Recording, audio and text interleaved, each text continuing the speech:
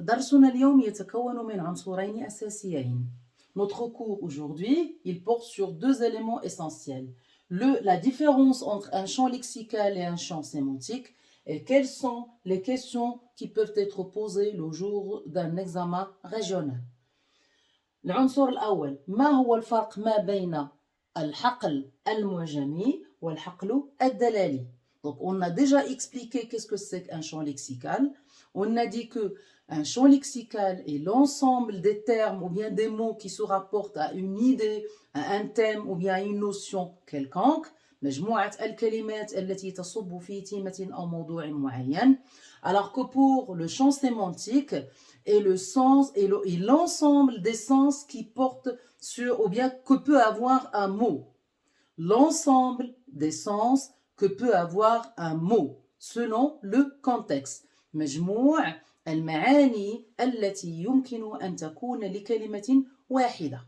Je donnerai un exemple. Le mot avocat, par exemple.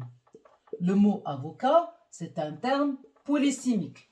Polysémique dans le sens qu'il a plusieurs sens. له عدة معاني. Poly, ça veut dire plusieurs sens.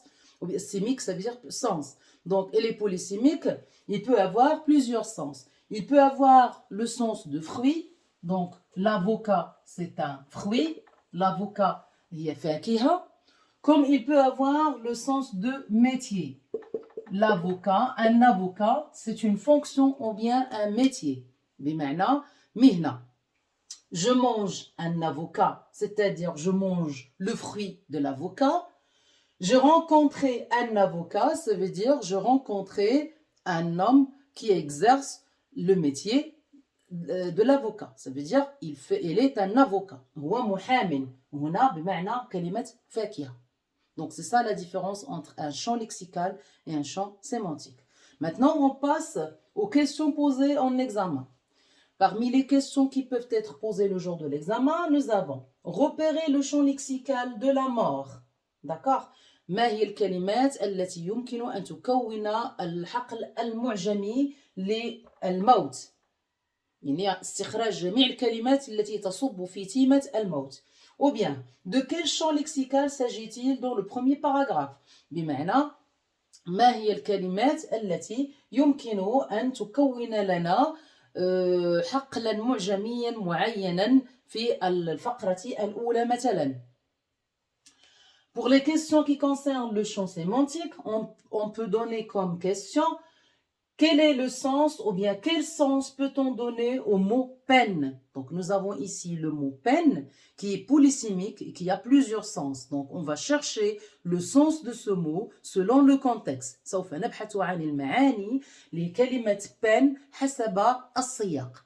Et j'ai donné ici un ensemble de phrases. لدينا هنا عدة جمل. La première, j'ai de la peine. Lorsque je disais par exemple j'ai de la peine, ça veut dire je suis triste. أنا حزين. Donc le mot peine ici veut dire tristesse. Je suis triste. Alors que pour la deuxième phrase, il se met en peine pour danser. Ça veut dire il fait beaucoup d'efforts pour danser. بمعنى أنه يقوم بعدة مجهودات من أجل أن يتحرك أو يرقص.